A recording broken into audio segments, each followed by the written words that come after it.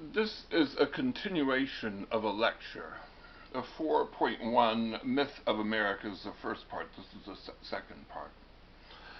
I've always considered myself an American nationalist. Not always, but I have of late considered myself an American nationalist. And I can imagine one of my students coming to me and saying, "No, Mr. Horne, you can't be a white nationalist." And I'm like, no, I'm not a white nationalist. I'm an American nationalist. And she would say, "Mr. Horne, they're the same thing." I'm like, no. And she says, "Mr. Horne, have you not heard of Representative Stephen King?" And so, yes, I have.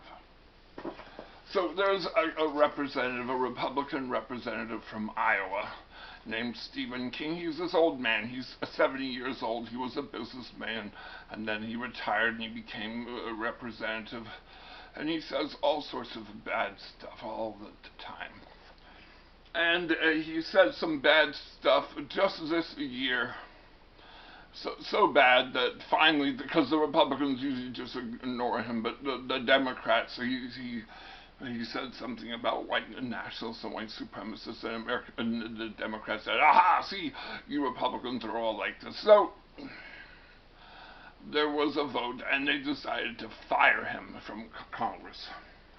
Let me read to you the resolution that was passed. And this resolution was passed, and I don't have the number, so I'm going to make up a number. 430 to 1. It was to 1. It was overwhelmingly. And this is what it says. Listen to what it says. Let's see if I can get this right. Whereas, on January 10th, 2019, Representative Steve King was quoted as asking from, by the way, the New York Times interview, "White nationalists, white supremacists, Western civilizations, how did this language become offensive?" Seriously, kid? By the way, the resolution is very good. I'll put the whole thing on, and they go through and they have the FBI explaining why white supremacists and white nationalists are bad, and they go through all the killing that they've done. And it ends, "Resolved that the House of Representatives once again rejects white nationalism and white supremacy as hateful expressions of intolerance that are contradictory to the values that define the people of the United States." Now, if you're one of my students, you know I lie all the time. He did not get fired. By the way, that resolution is completely true. And it is completely true that it was overwhelmingly voted 400 and something to 1. He, by the way, was not that one. He voted for this resolution because he goes, "I don't understand. People misunderstand me. I'm not a white supremacist. I'm not a white nationalist. I'm just an American nationalist." And I'm like, oh, yeah. There goes that word. So, I don't think I can use the word American nationalist because idiots like Stephen King are using it. And some people just ruin words. So let's call my belief something else. Let's call it American, and then we'll just put a letter there. American Z, shall we call it the American Z? This is my belief, because it's distinctive. I think it's different from a lot of you.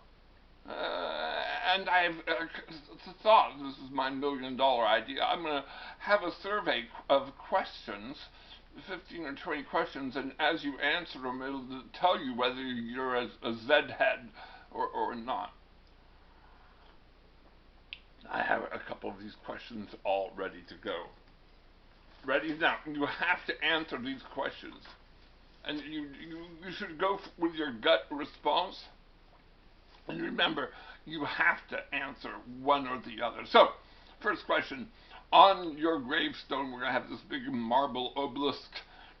Obelisk, I think. And it's going to have your name and your date, and it's going to have one of these phrases. You got to choose one. Ready? Do you want citizen of Earth or citizen of America? Okay, you got to choose one of these. Citizen of Earth or citizen of America. Now, my mother would have said, "Michael, I don't. My mother's British, and that's my attempt at a British accent. Michael, I don't want either of them. Absent with the body, present with the Lord. I want citizen of heaven. And the answer is Mom. That's not one of your two choices. But my mother, by the way, this is interesting. I'm not going to talk to Mom, but this is interesting. Mom was a British citizen until she was 40 years old, and she became an American citizen, and she had to renounce the Queen. That's what you do when you become a citizen. And my mother loved the Queen. My mother, I think, loved Princess Elizabeth and followed her very carefully, and was watching her in London on TV when she was inaugurated, when she was crowned. My mother, I think, has some difficulties becoming an American citizen. And my mother was a good citizen. My mother voted. She took care of her community. She did all of those. Now, let's leave Mom for a second. I want you to think about this. I am choosing, by the way, citizen of the United States of America, because that's what I am, and that's what an American Zed does. If you chose a citizen of Earth, I would ask you, what do you think a citizen is? To me, you have to be a citizen of something, of a thing. The Earth is not a. I know we are all passengers on this great starship, blue starship going through space. I get that. But to me, to be a citizen, you have to have a government. And the United Nations is no government. Sorry, you model UN people, but that's not a government. We need something that we consent to. I don't understand how you can be a citizen of Earth, a citizen of the world. Yes, I can understand. By the way, if you're saying, well, because I think that the world is important and we need to take care of global warming, I'm with you on this. I think that we have a problem with global warming. But the question is, that's going to be resolved via nation states.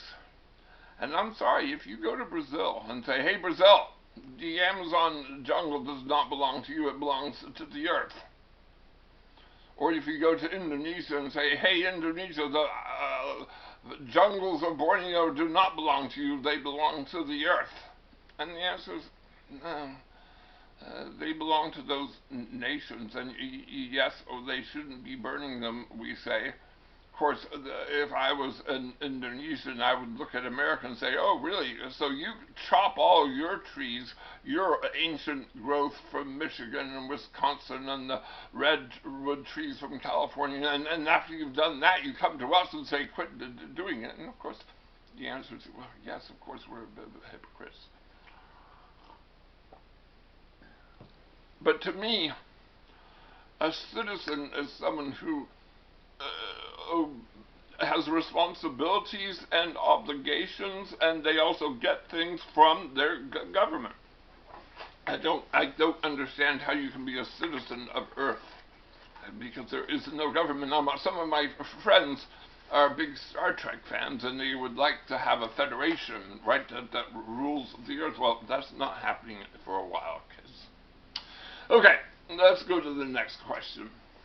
This is a great question. I ask this question actually oftentimes in my AP class. When did America begin? Okay, those are your answers. Choose one answer. You have to choose one, by the way. Now, I'm going to stop. Did you get all those answers? You saw all the choices?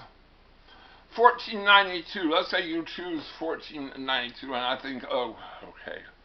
So you're blaming the United States for the death of 90% of the indigenous people of the New World. Is that what you're doing? You're saying that we're responsible for them all. By the way, Yes, we did bad things to Native Americans. That's one of our organic sins. I'm not disagreeing with that. But hating on Christopher Columbus, I'm going to have to say, if it wasn't for Christopher Columbus, we would not have the United States of America. So we do say, we're sort of glad for that. But the other thing which I would say is, if not Christopher Columbus, then someone, in the age of discovery, we were going to discover the New World, and we were going to bring to the New World our old world diseases, and then the people were going to die in droves. That's just how it is. Enslaving them, stealing their land, that was bad. I'm with you on that. But the disease, that's just life. Okay, let's go with 1619. So if you say that America began in 1619, you're of course arguing that America should be viewed through the lens of slavery and the black experience, which I think we need this. I think the whole looking at 1619, New York Times did that with World War One. I don't know if any of you followed the World War One. It was fascinating. I think this looks like it's going to be an interesting thing, this New York Times thing. But don't be fooled into thinking that this is where America begins. Or if you say America begins in 1619, then you're giving a very skewed perspective of America. Yes, it is true. We have slaves when America begins. A great number of slaves in the southern states who have presidents are all slaveholders, right? George Washington, Thomas Jefferson, James Madison. These are slaveholders. I get it. I'm not disagreeing with any of that. And slavery is bad, and the Constitution accepts it. I'm with you on all that stuff.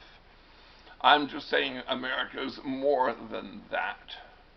America is more than just the evils. Another organic sin of America, slavery.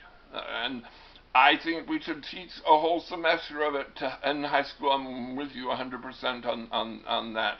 And if you're Irish American, you say, well, how about us? And the answer is that, sorry, Irish Americans, you're not that important. Yes, you have a part in life in America, but I think probably the black experience is more important. Yes, we should probably have a Native American semester too. We're gonna have a whole lot of history in my world. Okay. How about 1774? I hope that someone remembers why we chose 1774. Anyone out there? I'm going to leave that and see if anyone gets it. If anyone remembers, let's skip 1774 and go to 1776. This is the traditional beginning of America. I remember in 1976 we had the bicentennial. This is when we declare our independence from England, and the words "all men are created equal, life, liberty, pursuit of happiness," right? That's all there in 1776. If you want to consider that the beginning of America, knock yourself out. I like this one the best. 1789. And the way to think about it is this. Who was the first president of the United States of America? And if you say George Washington, I'll say, really? Because he was elected in 1789, not 1776. Remember, in 1776 he was general. Remember, we have this interim period, and I talked about that in the last lecture, so I'm not going to talk about it again. So, America is important. If you don't see how important America is, then you are not an American Zed, and not just important, but good. And I guess this is the part that people are going to have some difficulty with. Because, and my students know I've made this argument, and they thought I was just arguing this to cause problems. But I have said, American culture, Western culture, you can pick Sweden if you prefer, American culture is better, gooder, not just like more advanced, but actually better than Amazonian Indian culture. And so we have a long argument, and I'm not going to argue about it today. But I just want you to think about this, and then we'll end with this, and then of course we've got something else. We've got one more lecture, but listen to this. So, these are the 5 things that we need to have, that a good culture has. Ready? Rule of law. I want laws that apply equally to everyone, and I want a judicial system that is independent and does that. I want consent of the governed. I want people to be able to vote. I want freedom of speech, freedom of press, freedom of religion, and to convert, and all that stuff. I want property. I want certain rights for property. And this last one is, I want women to have all these other things.